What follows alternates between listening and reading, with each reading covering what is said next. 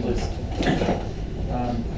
reading the Avram Berg interview, I was just plagued by, has he read Rav Kook? Does he read Rav Kook? So much of what I found and I think in general the diaspora movement kind of, or rebirth, selling out or disenchantment with Zionism has been a sense that Zionism, I feel Zionism there's a utopian Zionism and there's a hardline Zionism. And so much, I mean, maybe it's a part of the blue-collar nature of where we are. There's a very hardline Zionism that a lot of people fall into. And without a spiritual guide, in the sense that Rav Kook writes about that, I think about the eulogy for Herzl, about a sense of something has to come and pervade our Zionism, the spiritual nature, which is going to be the guide to how we control our power. We're going to face this. It's going to be ugly. So one is the question is, what is Rav Kook? Do you see Rav Kook entering the political debate in a real way? Or where else is going to be the birth of a kind of this utopian Zionism that gives people who have a problem with the real problems that we have a chance to enter into a participation instead of distancing? That's a very good question.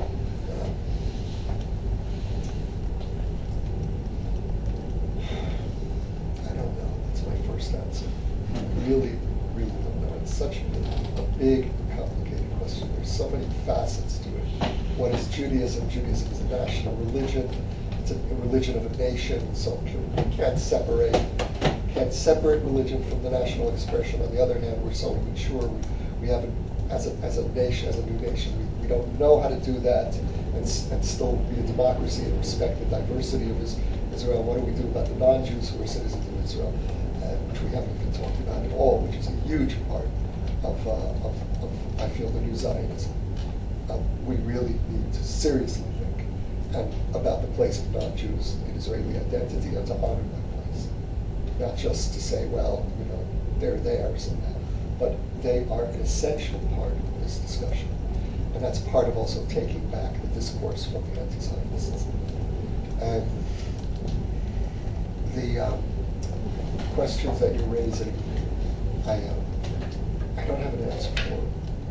In terms of Borg, I don't really care what Borg thinks anymore about anything. And I say that as somebody who used to take him seriously and kind of liked him and respected him. It's a huge, huge disappointment. Borg, I imagine, despises Rav Kook. He's very much in the Leibovich camp, though Leibovich was a Zionist. He's post-Leibovich. In terms of bringing Rav Kook into the discourse, I think that in order to heal Israeli society for the foreseeable future, religion needs to be kept out of the political discourse as much as possible. Religious values have to be part of the discourse. That's different. And in terms of where Rav Kook needs to come in, we need to go back to Rav Kook and try to think about what Judaism needs to learn from some of Rav Kook's really radical ideas that have just been sidestepped. What does evolution really mean as an ultimate religious principle?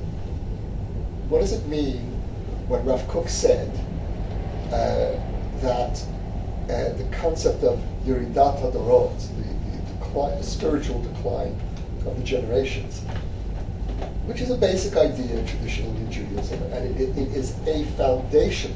In fact, one can even say that the idea of Yeridat HaDorot is the real rationale for Haredi Judaism, which is, who am I to change anything? I'm lesser than my parents were, especially given the fact that our parents and grandparents were martyrs in the Shoah.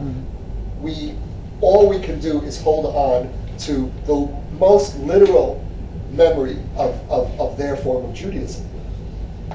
So when Rav Kook was asked, how can you champion evolution when the idea of when Jews believe that each generation is spiritually less worthy than the previous one? Rav Kook's answer was fantastic. Does anybody know what Rav Kook said? He said, Yeridat HaDorot applies to the rabbis. The masses of Jews with each generation are getting more and more religiously and intellectually sophisticated, which is certainly true. Compare the masses of Jews today to what Jews were like 300 years ago.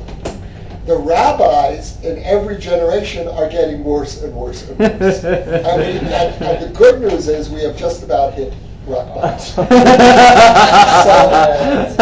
So if you're asking about how to bring Rav Kook into the discourse, there are ways of bringing Rav Kook in that nobody has prepared for yet. And that, I hope, is the next phase of Kookian discourse in Israel. Thank you very much. Okay, thank you very much. I want to thank Yossi very much for coming and speaking with us. I want to also welcome you all to the Institute, those of you who walked in a little bit late. I just feel like I want to introduce Yossi to some of what's going on here. We have in the room a number of fellows and members of the Institute, and I'll just jump through and point out a couple to get a sense of the projects, the diversity. So I'm going to pick a couple different extremes here. We have Dove over here. Dove is working on a form of fusion Jewish music. She's taking different elements of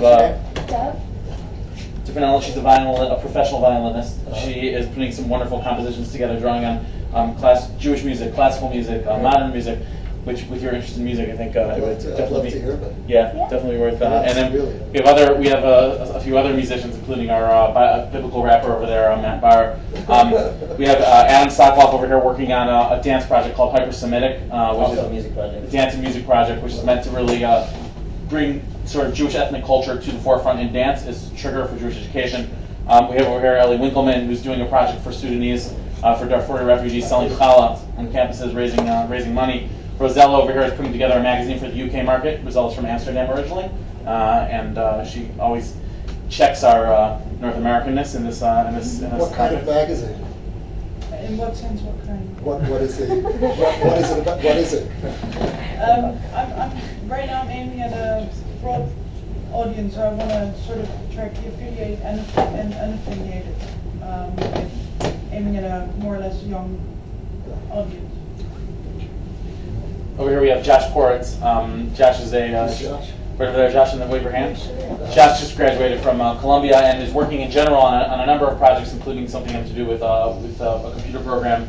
That was a really poor way of describing it. That connects lobbyists, but he's also right now working on a program that's based in Facebook that works for that essentially is a platform for student clubs and gatherings and community. Next to him is Moises Bassan from Panama City originally, who is putting together a project of content management for magazines, having to do with ads. Eliezer Israel directs Badayin, the Badayin Yeshiva. He also was a former semantic web expert and industry leader, and is working to build up a journal for Badayin that I think very much connects with some of the things that Yossi was talking about, and also to build up the yeshiva in general.